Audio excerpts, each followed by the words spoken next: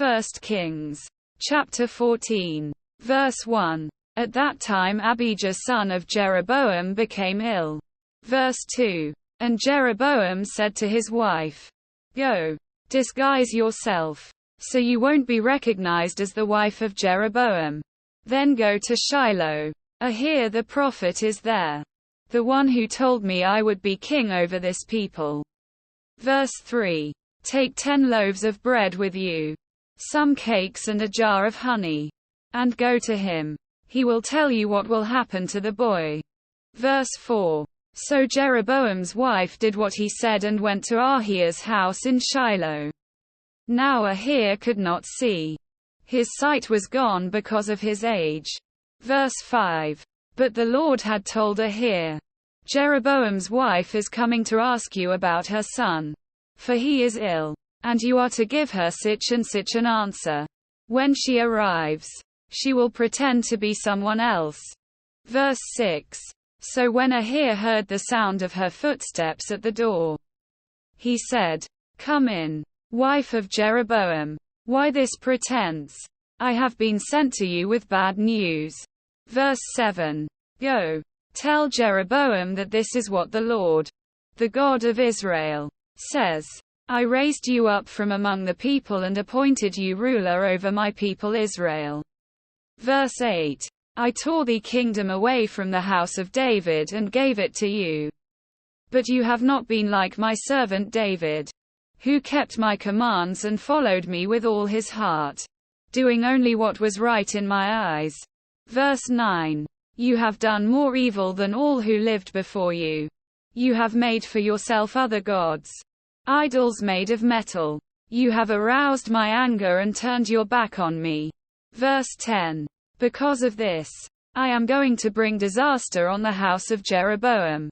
I will cut off from Jeroboam every last male in Israel, slave or free. I will burn up the house of Jeroboam as one burns dung, until it is all gone. Verse 11. Dogs will eat those belonging to Jeroboam who die in the city, and the birds will feed on those who die in the country. The Lord has spoken. Single quote. Verse 12. As for you, go back home. When you set foot in your city, the boy will die. Verse 13. All Israel will mourn for him and bury him. He is the only one belonging to Jeroboam who will be buried, because he is the only one in the house of Jeroboam in whom the Lord, the God of Israel, has found anything good. Verse 14. The Lord will raise up for himself a king over Israel who will cut off the family of Jeroboam. Even now this is beginning to happen. Verse 15. And the Lord will strike Israel, so that it will be like a reed swaying in the water. He will uproot Israel from this good land that he gave to their ancestors and scatter them beyond the Euphrates River, because they aroused the Lord's anger by making Asherah poles. Verse 16. And he will give Israel up because of the sins Jeroboam has committed and has caused Israel to commit.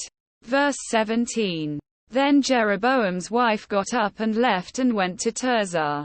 As soon as she stepped over the threshold of the house, the boy died. Verse 18. They buried him, and all Israel mourned for him, as the Lord had said through his servant the prophet Ahijah. Verse 19.